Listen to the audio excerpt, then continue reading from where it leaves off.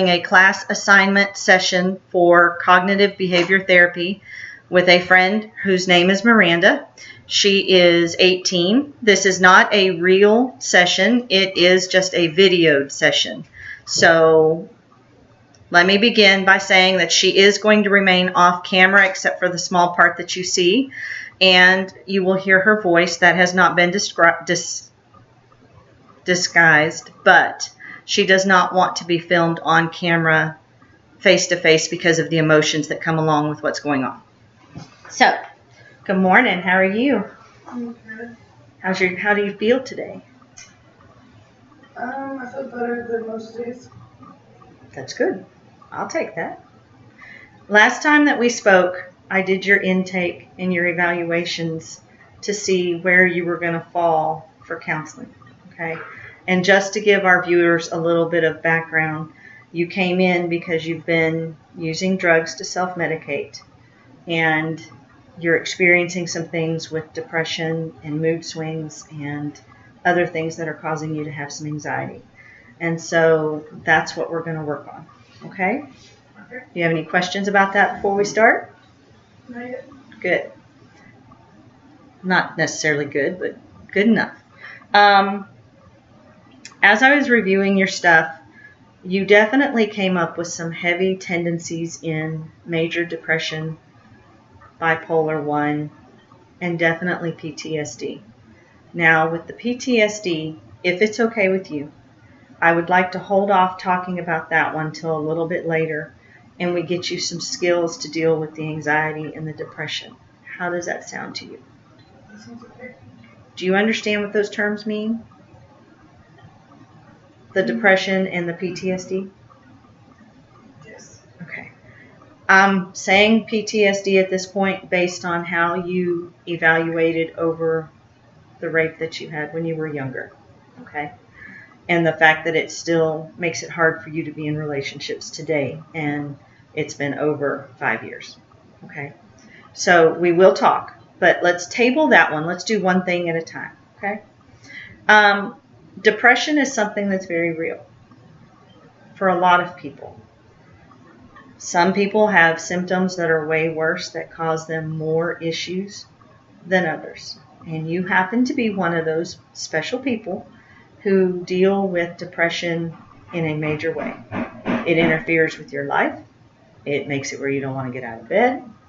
It makes it where you don't want to have friends around. You want to just kind of curl up, stay to yourself. And we call those episodes. And according to the diagnostic manual, which I have a code book, I know you're Christian, so I can actually say that it's kind of like a Bible. It lists all your symptoms. It lists all your issues. Everything's right here in black and white. And it allows me to show you different things about your disorder. Okay? For a major depressive episode, which is what we were just talking about, some of the things that you have already admitted to having is depressed mood most of the day, nearly every day, as indicated by feeling sad, empty, hopeless, observations of others, just in general, lonely, good word. You lose interest in things that you love to do. And for you, you love your job, and you love playing softball. You love animals and hanging around with your friends. And you stop doing that when you don't feel right. You've said that you just want to hide in a dark corner. Significant weight loss. Now, I know you were trying to lose weight. We talked about that in the last session. But you've dropped over 20 pounds in about a 3-week period. That could be classified significant, based on the fact that you are using some form of drugs and alcohol to help keep things under control. Does that make sense? Do you have any questions about that one? No. You have not mentioned anything about insomnia. You have talked about feeling worthless and thinking about dying. Not that you've put a plan in place. We've already talked about that you were not what I would call suicidal. But that you've thought about it. What would it be like if you weren't here? Who would miss you? What would happen to you? Would people forget that you even existed? That type of thing. And then, there are other things, but the one thing I can tell you, and this book proves it, you have an illness, a disorder. I don't necessarily like to call it a disease. Some people will. It's real. And the nice thing about it is it can be totally managed, whether it be with medication, counseling, skills, time. You're only 18. It may take some time to move through it about how you think about things, but it's possible to manage depression, bipolar, the episodes. What we like to call in the counseling world is triggers. What makes you feel that way? How's that sound? Okay. Do you have any questions at this point about what we've talked about? Is there anything that you want me to clarify, or are you okay? Okay. You're okay. Okay. So today we're going to kind of go over a little bit more about this, and we're going to set an agenda, and we're going to touch base on something that you would like to talk about today, just so that you have some time to participate. I am the type of counselor that really wants you to converse with me. And I know that's hard for you because of your anxiety, and it's hard to talk. But the one thing I can tell you is there's no judgment here. I am here to help you, even if it's just to listen. And you're not going to be chastised for anything that you say or any actions that you may have. If we need to take a break, we will take a break. If we need to wait till next session because it gets really emotional for you, we can do that. I'm here for Miranda, not for this book or anybody else, okay? You are my concern. Is that all right? Good. We've already said that your mood today was pretty good, that it was better than yesterday. And I like that. I want to see that keep growing.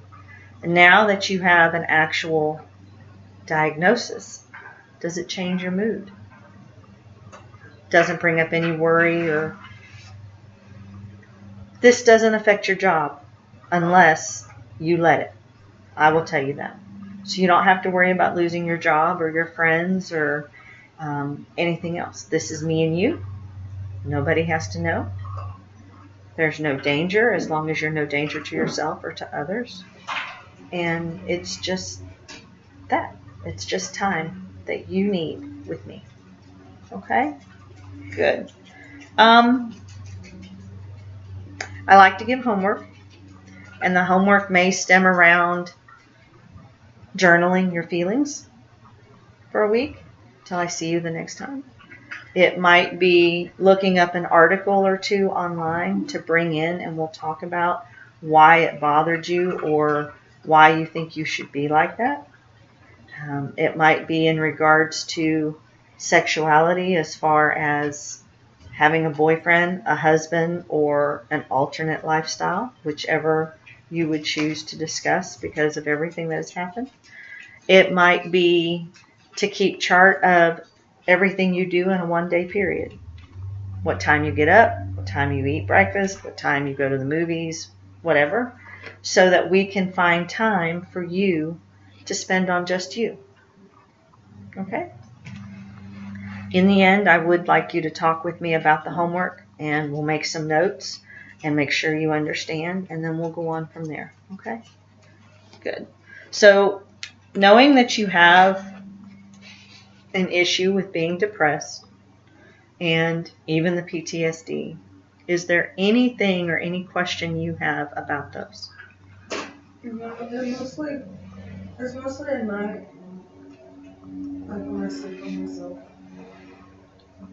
Explain a little further. Why? Because I had an ex-fiance, and I used to sleeping with him. Okay. Do you not sleep through the night? Is it a matter of dreams, or? It's a matter of getting to sleep. Okay. So you have a hard time getting to sleep, not necessarily staying asleep. Okay. Do you dream a lot?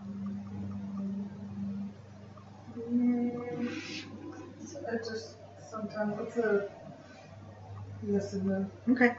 So you don't have to worry so much about being afraid of sleeping. Mm-hmm. Okay. Do you have a comfortable room? Yeah. Is it the way you want it? Sometimes. Okay. Well, that's good. So, if I hear you correctly, you had a fiance, you got used to sleeping beside him, and now he's no longer there, and it makes it hard for you to fall asleep. Have you ever tried a body pillow to where you could curl up to an object, feel like somebody's next to you? No. Okay, so maybe we should put on your homework list to try putting a blanket or a pillow there to see if that helps you fall asleep. Does that sound good?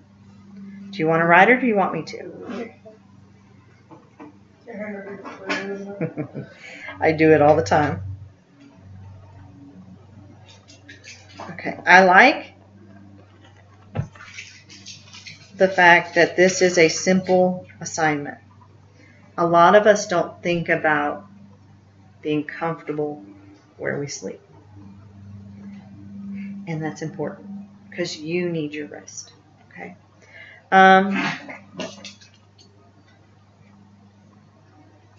What's going through your mind right now?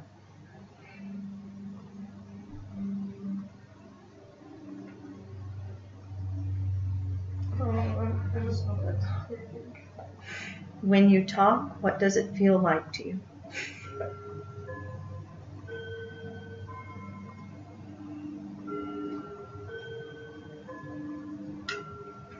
It's just like when I go to talk, I can't do, like, Okay. I don't know how to put words together.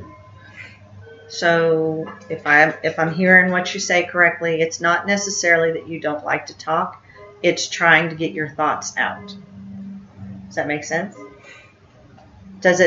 Do your thoughts just kind of like have a party in your head and nobody stands still? Or is it just that there's so much going on you can't grab where you want to be? They just like disappear. They disappear. So that's kind of what you were talking about with the anxiety. Then that it makes you feel kind of nervous and you don't know how to stop it. That is a very good place to start working for us, if it's okay with you. Because anxiety comes with what I call triggers. And talking is a trigger. Obviously, I could sit here and talk at you all day long, but that's not going to help you. So if I can get you to a point where you can have a conversation, then you have something to build off of. So if it's okay with you, I would like to start with anxiety and triggers and kind of work from there in order to help your pattern of thinking change from negative to more positive to definitely positive to always positive. Is that okay? So we're going to do kind of a timeline of getting to totally positive. Do you have any idea what happened to make you feel so anxious about talking in your life?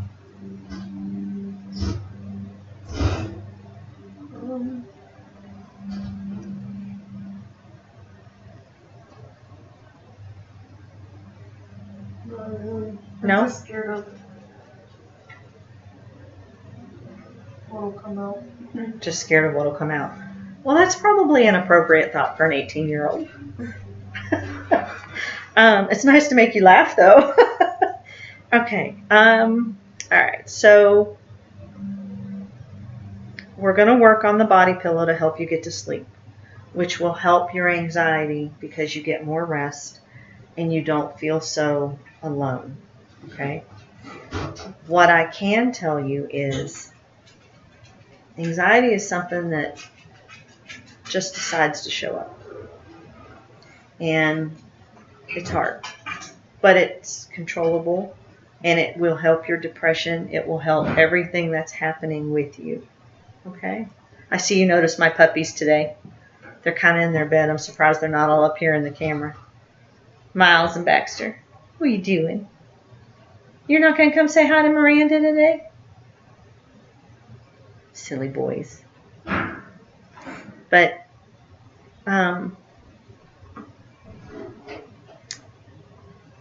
if you had to pick one thing about talking to do as homework till our next session, what would you pick?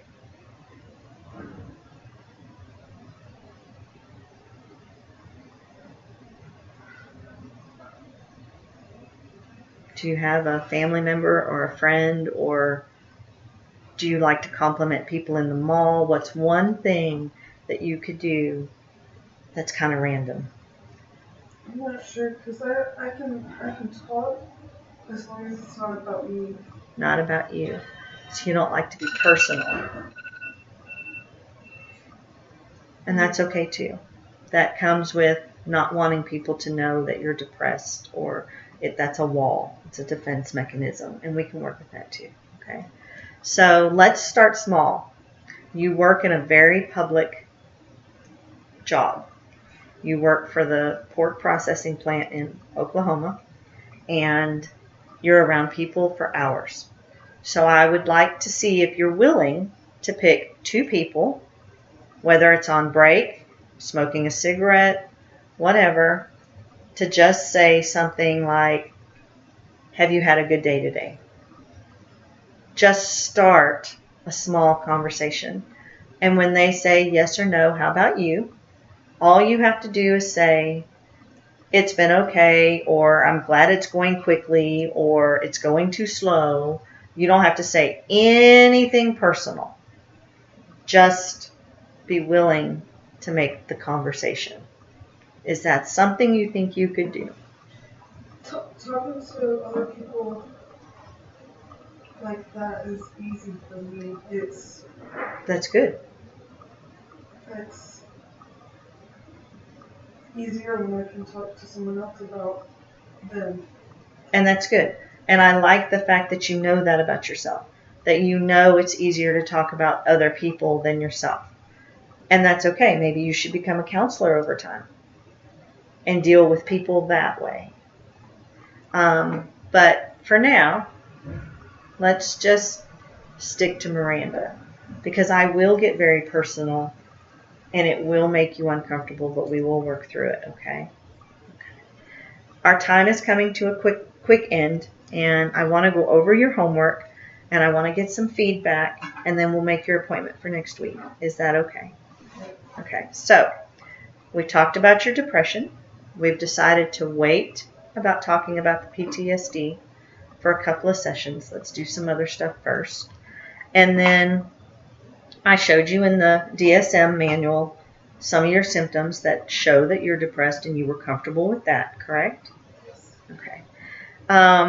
We've started talking about your mood today, and for the most part, your mood is very stable. It's very normal for someone who's experiencing what you're experiencing, and we'll work with that too.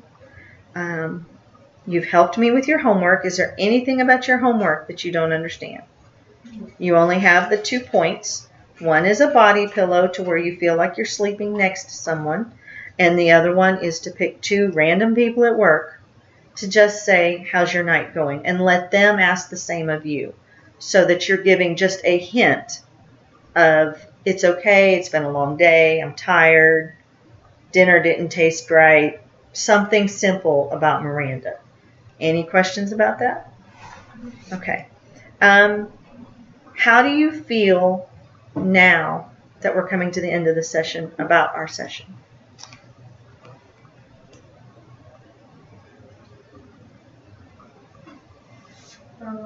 Relieved, because I was able to admit some stuff to myself.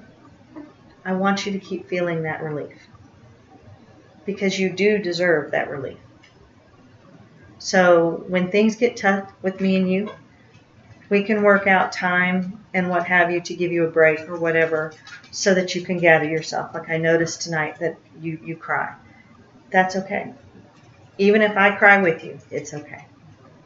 There's no judgment here. You are safe. And you can say absolutely anything you need to say. Okay?